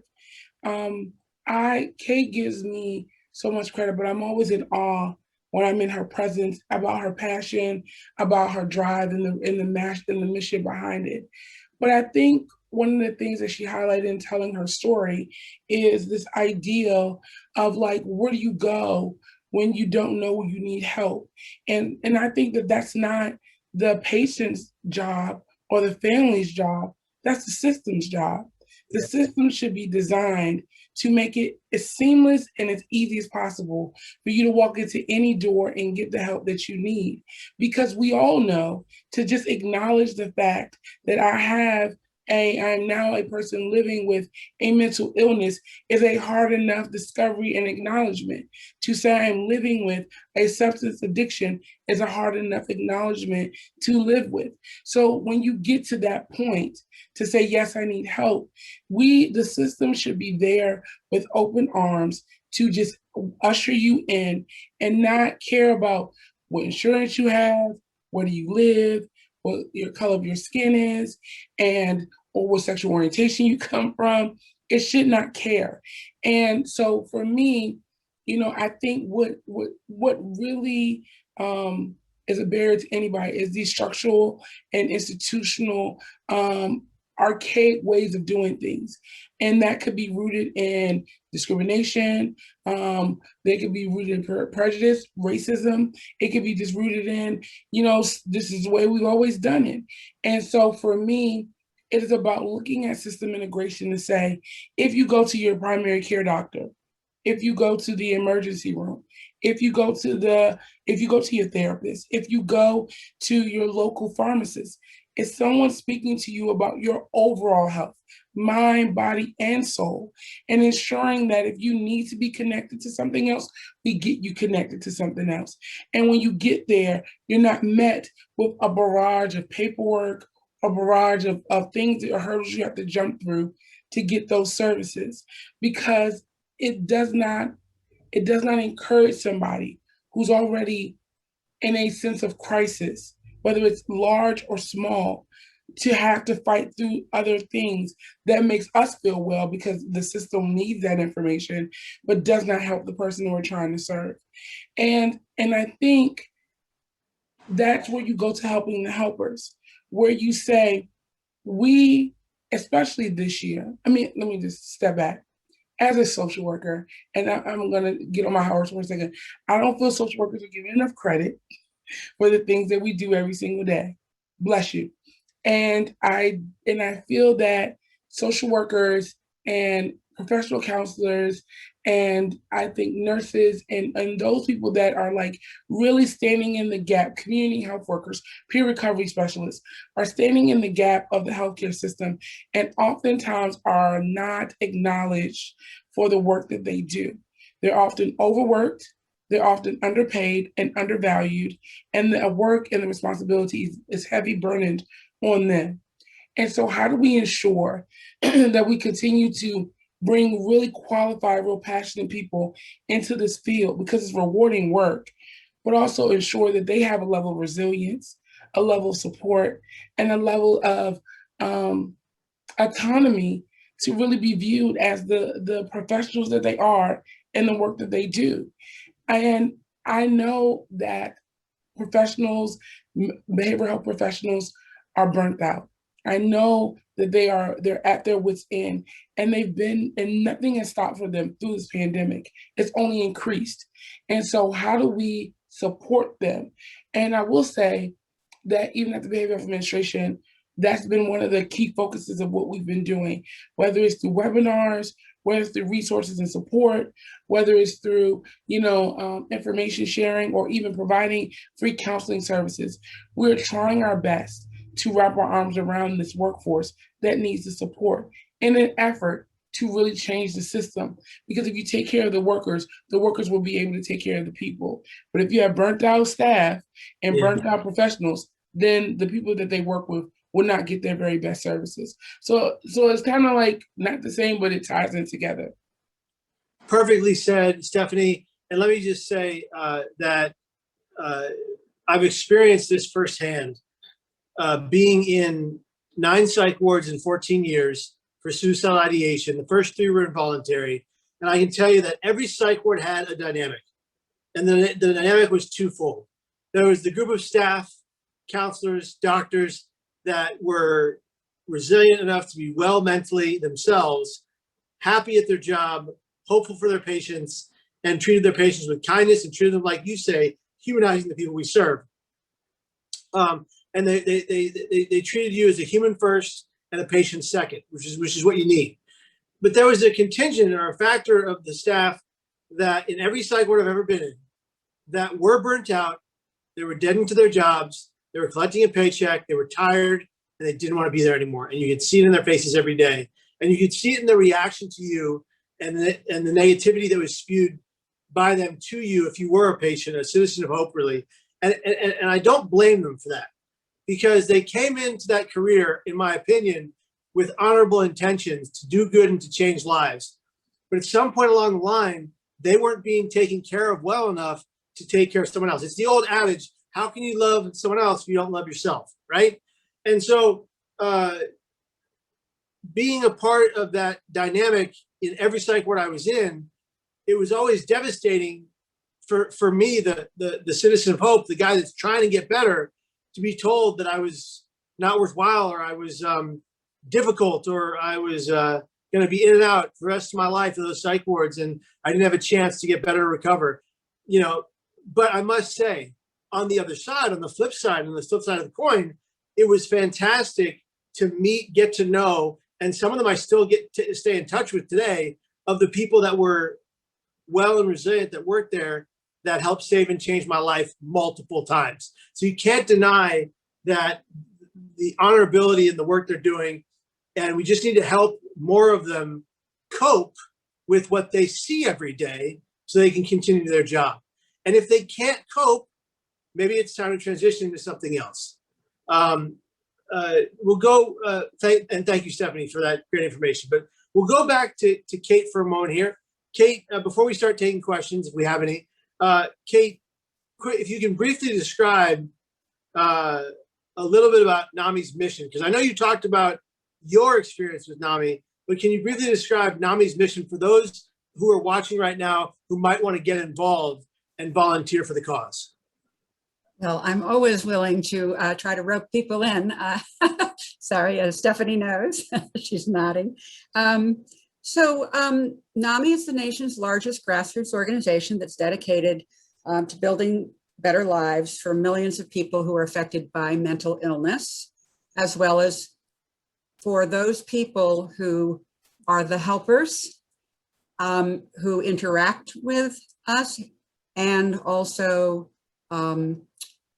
make decisions about us. So one of the core, I was just looking at NAMI National's values, and I was listening when Kevin was talking and Stephanie, and our national core values are, well, first, I will say that we believe that mental illnesses are brain disorders. They're part of the body, and that you can live well with them, but you need a number of the things that Kevin talked about to live well. And that includes the supporters, well-educated, supported supporters, and that's in families, and that's also all the others. But the national core values are hope. We believe in the possibility of recovery, wellness, and the potential in all of us. Inclusion. We embrace diverse backgrounds, cultures, and perspectives. Mental illness and mental health issues affect everyone across every spectrum that you can think of. Empowerment. We promote confidence, self-efficacy, and service to our mission. We believe in compassion, practicing respect, kindness, and empathy to each other. and fairness, and we fight for equity and justice, and that means for all of us. So what I guess NAMI, if I try to describe NAMI broadly, I will say NAMI's work started out as many, many years ago as sort of self-help and support for families. And it then became much more, much more both families and individuals directly affected. We provide peer education and support for individuals with mental illness or mental health issues and family members. We provide training for them to tell their stories effectively to a wide variety of audiences. And we also train family members and individuals to be advocates. And that means self-advocacy, but it also means going to Capitol Hill. And so, but we do that peer education and support and training is really core to what we do. We then work with the core stakeholders, our individuals and family members and supporters to then educate others. And so we provide a lot of wide variety of different kinds of education and training for anybody who interacts with our people, individuals and families. And that means not just social workers and mental health workers and substance use workers. And I applaud so many of them for going into that underpaid and very hard work, but it also includes law enforcement. It includes judges. It includes faith communities and faith leaders. It includes teachers and everybody is employers. So we have education and advocacy that's directed at those audiences. But I guess coming back to it, the people who deliver that education in general are people who are directly affected by mental health issues. And that's the power of NAMI, and that's why I've stuck with it. So I don't know if I answered your question. I would say one other thing, and I'll just say that our core sort of policy and advocacy focuses are very broad, but they're intervene early. And that's not just youth. That's, when signs show up, improve care. And then we also have divert from justice involvement as our core priorities. But across all of those priorities is inclusion and equity. So, thank you. Thank you very much for that very detailed explanation. It's very helpful and very crucial to the cause. I think what we'll do is start with finally answering some of these questions here. And if I I'm going to pull the chat up just for a moment. Oh, my video went off. There we go. Let's see here. In the chat, we have a question in the beginning from Kathleen that says, what if I see someone posting about suicide on social media? Well, in today's society, a lot of these social media platforms have ways to report such postings so that they can take action to give the person real-time resources in suicide prevention and mental health. Certainly Facebook does, Twitter does. I believe Instagram has some kind of reporting process. And so my suggestion, just to give you a real concrete example, I have dealt with probably now a couple of hundred people that have written to me and said that they were in the middle of their attempt and ready to die on social media directly to my one of my inboxes in social media. And I have dealt with hundreds of active rescues with my wife and I over the last 20 years of doing this work. And I'm surprised it hasn't been more, but we've been able to each time get them to a safe place by reporting them on social media and then trying to do some, and this is the tough part, is doing some digital diving and trying to find where they live, what state are they in, is there a way to ping their phone? All of these things are included. And we've been able on several occasions to get police out to them, rescue parties out to them, contacted their loved ones, let them know what was going on. Different situations called for different responses, but nonetheless, each time able to get them to safety and do an active rescue. So I'm not saying you might have all that time to do that, but if you see someone posting on social media on suicide, one thing you could do right away is respond to them and say, I'm really worried about you. I hope you stay. Suicide is not the answer. Can you tell me what you're going through? I want to be there to help you. Please text CNQR to 741-741, the crisis text line. That's CNQR, stands for Courage to Talk About Your Mental Health. Normalize the conversation. Ask the questions. Are you thinking of killing yourself? Have you made plans to take your life? Do you have the means? And R is for Recovery Living Proof. And so what we do there is we give them a real tangible resource for themselves, but also let them know how much we care about them. So that's one thing you can do. Let's see, there's another question here. A friend has reached out saying she is struggling with suicidal thoughts and asked for prayer. Besides praying, which is definitely helpful, what else can her friends do? We are all in different states, not living near her. One of the best things you could do right now is send a caring package with caring letters from 3 to 5 of her friends.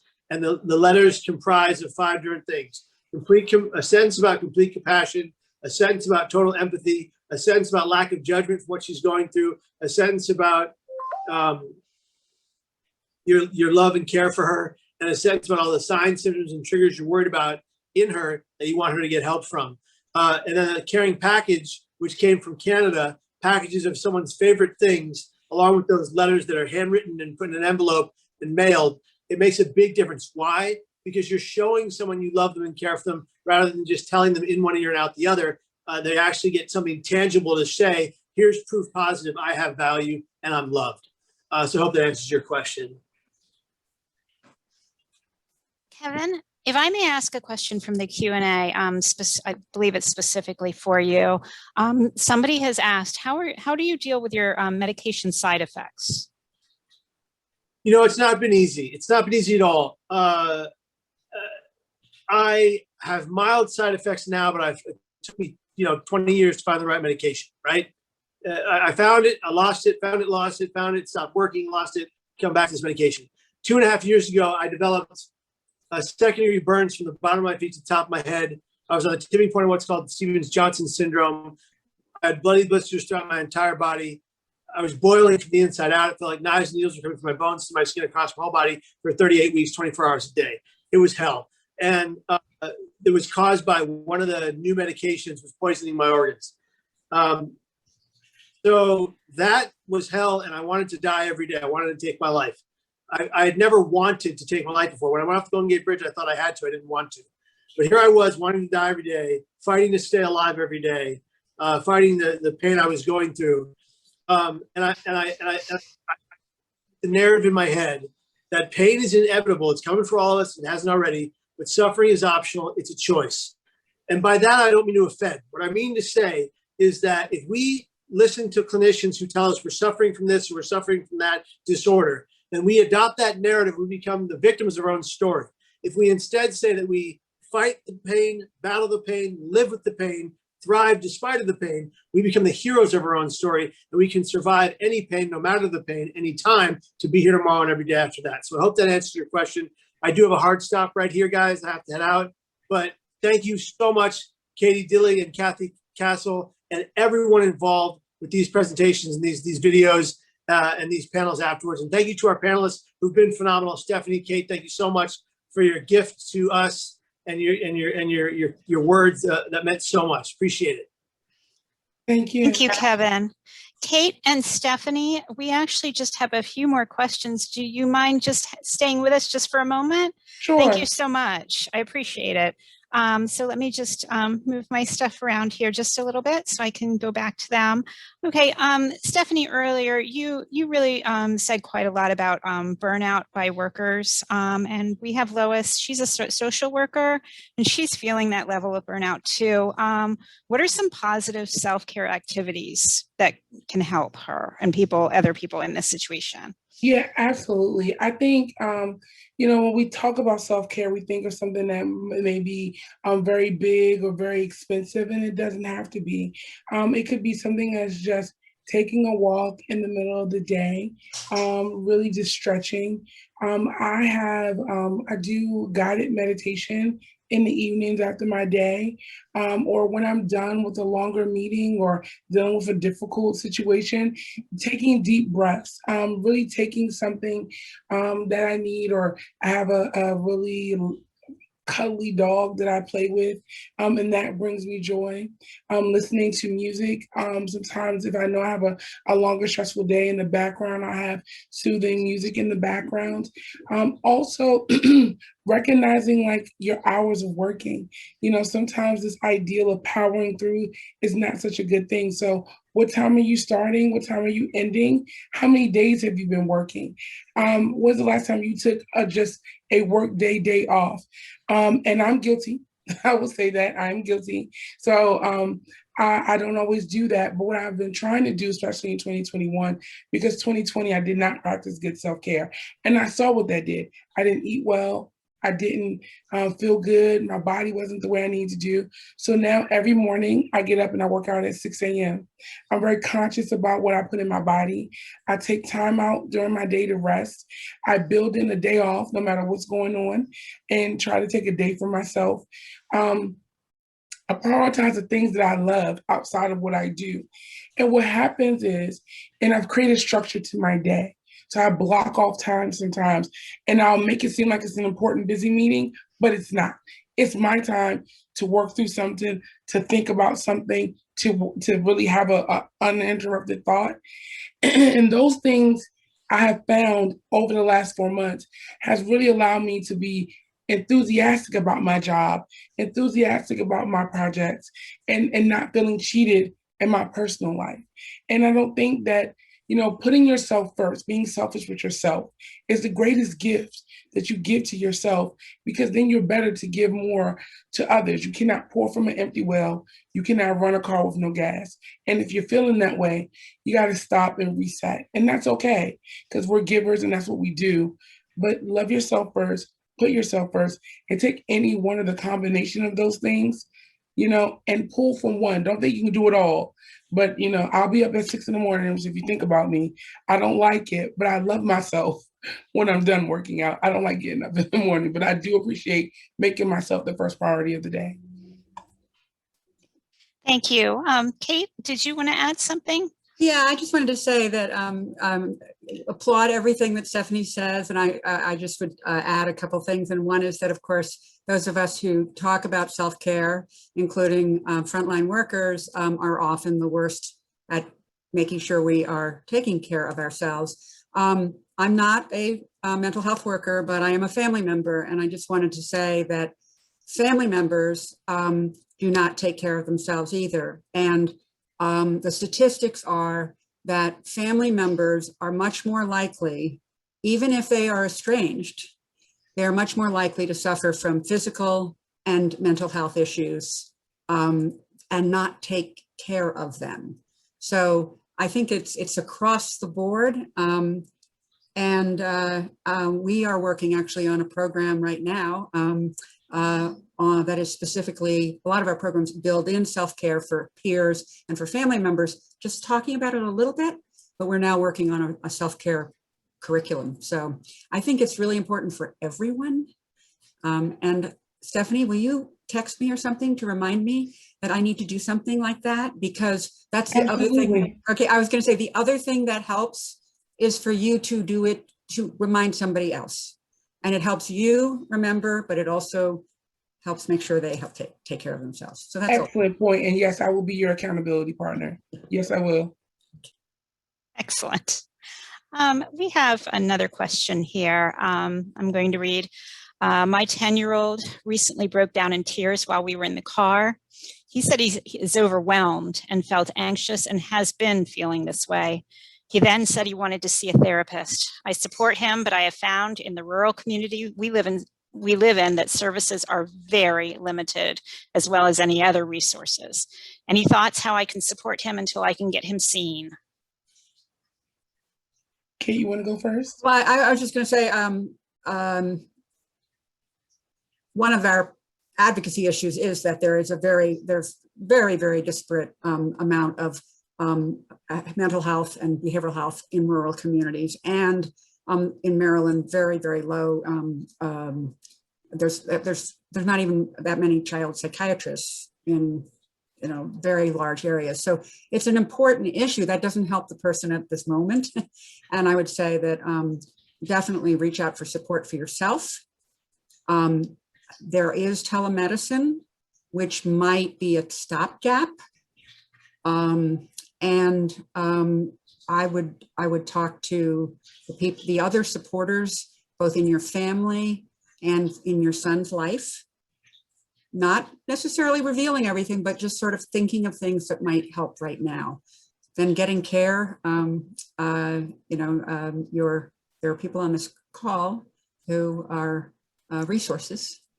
So that's all I had to say. I'm sorry. And I think, I agree with you, Kate. I think also in terms of, having the ability to get those telehealth supports, which are out here and available right now. There is support that you can do via phone or via, a Zoom call like this. I would also encourage as well to let you know that if you have individuals who, if your son is having this moment, to still encourage him to talk to you, have him check in, have him write his feelings down, keep having him verbalize it and utilizing you as a way to do that and express to him what you're doing to work to find him the support. There's also, maybe school supports there that maybe there can be there if there's other groups. I don't know if you have a faith base. Sometimes that is also an added resource. But I think we all acknowledge and have a strong push in advocacy to increase the access for children's services and especially in communities that don't have it. And I think that these are the reasons, because we don't want people not to have those supports. But in the state of Maryland, if there's something in an emergency, you always want to call, 211, press 1. In an emergency, we can always get you connected to services. And in your community, there's always a local behavioral health authority that stands ready, and they might have resources as well. So, feel free to reach out to any number of one of those.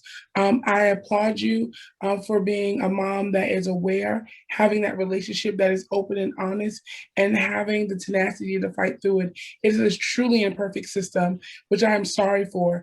And I encourage you, and I stand with you and stand in support of you in any way that we can to help you get services for your child. Thank you. And this is probably just a great time for me to just tell everybody we will be sending out a resource guide to everyone that attended, and NAMI has sent over some phenomenal things, and we have those in hand already, and we'll be putting together everything along with everything Kevin mentioned in his video, so everybody should keep an eye out for that. So Tamika has a question. She wanted to ask if you could speak to the brain versus the mind, and if there's a specific part of the brain that is sort of in control of the issues that you see. Not sure if that's something that's maybe beyond the conversation tonight a little bit.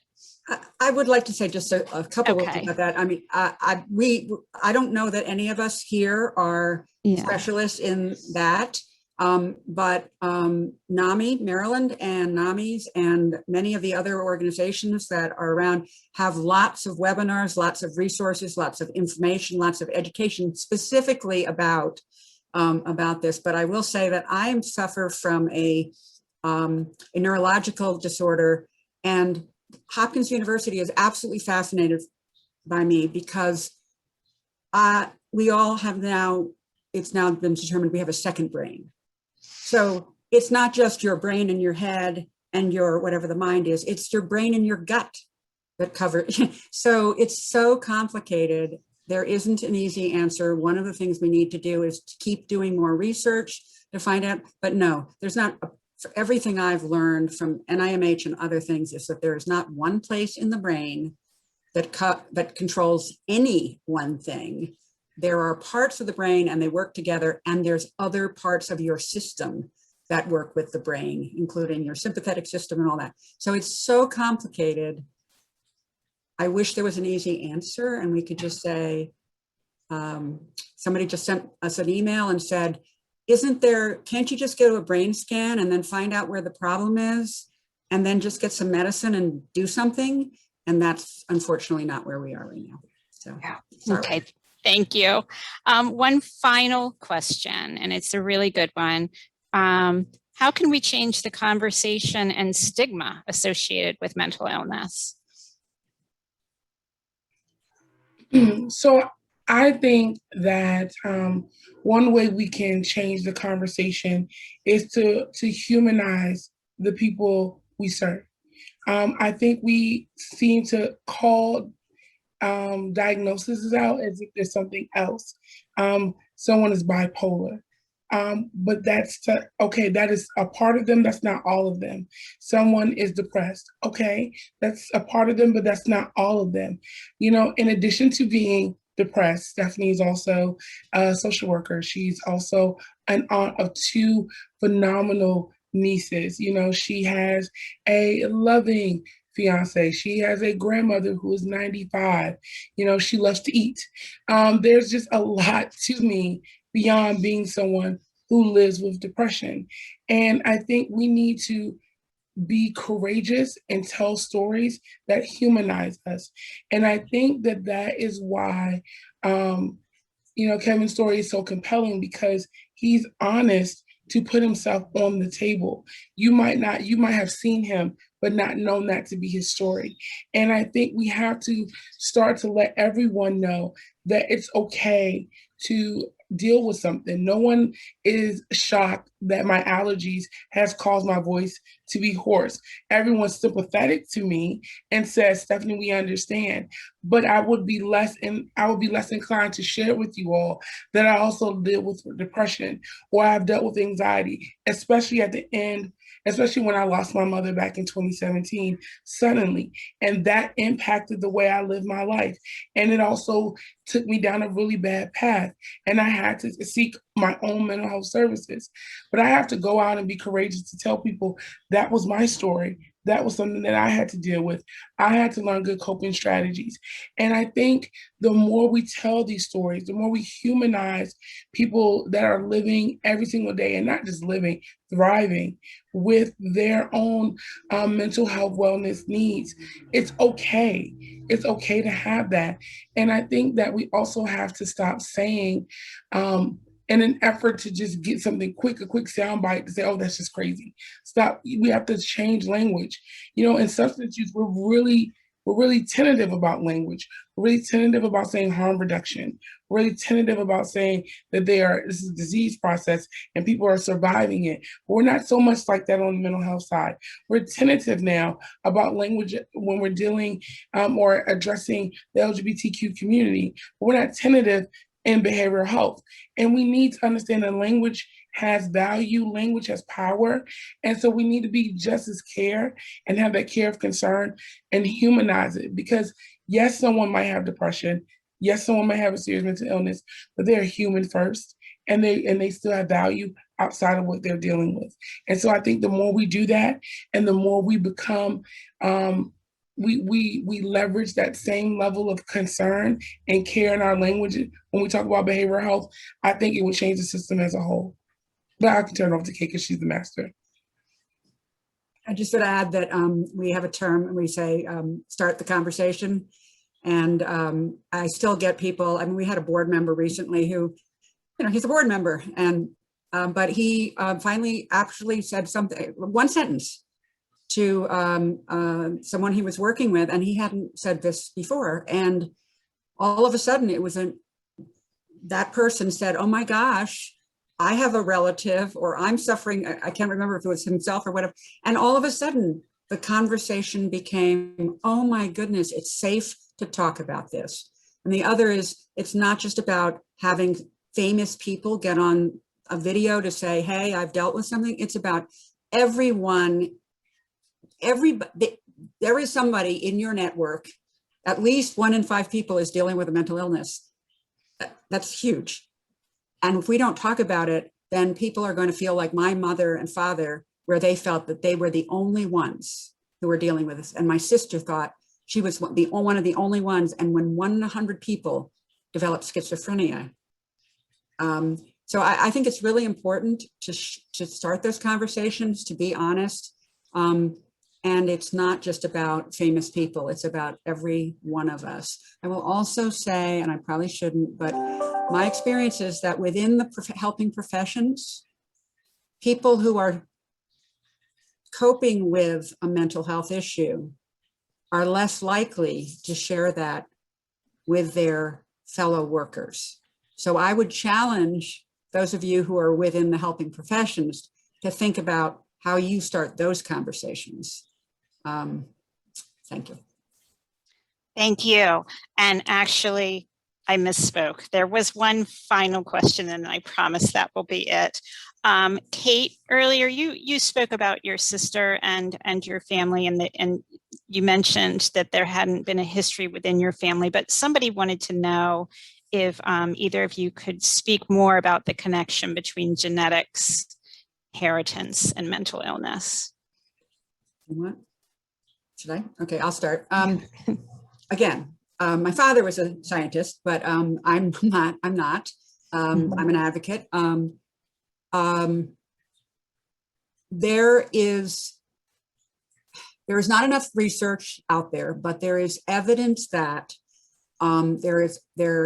you can have a predisposition to be susceptible to having a mental illness occur. Okay, and so you're not born with it; it happens. And what the research shows is that a certain number of people, not everyone, may have a predisposition genetically that if they have some certain kinds of triggers that happen in their life, chemically, like pregnancy or trauma or any number of things, change of body, that can tip you over into having a mental health issue.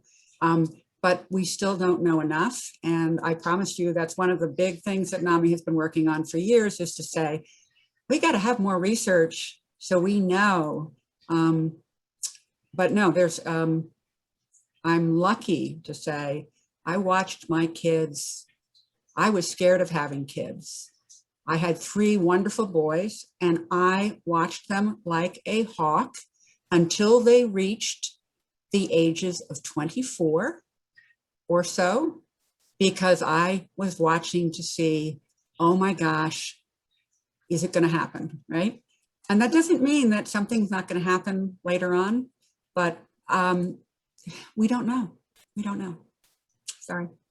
No, I have to agree with Kate. She stole all of my thunder. I would say that there is, also talks about, there's studies like the post-traumatic slave syndrome in African Americans, which is the theory of the historical trauma that has been occurring and the persistence of racism and prejudices and how that can impact mental health. And there have been a lot of studies that have been talking about how that constant barrage of racism and prejudices and discrimination can mirror the impact on the body that mirrors that of PTSD.